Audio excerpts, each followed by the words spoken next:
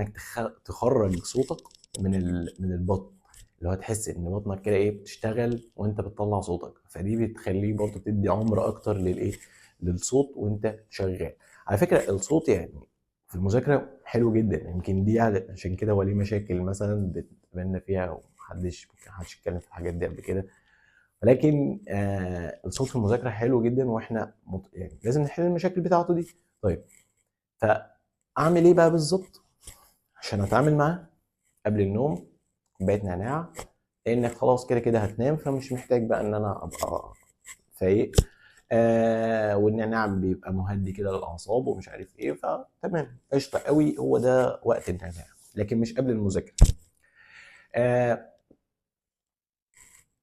وانت بتستخدم صوتك ما يبقاش صوتك عالي، يبقى صوتك في المتوسط، وتحاول انك تخرجه من بطنك.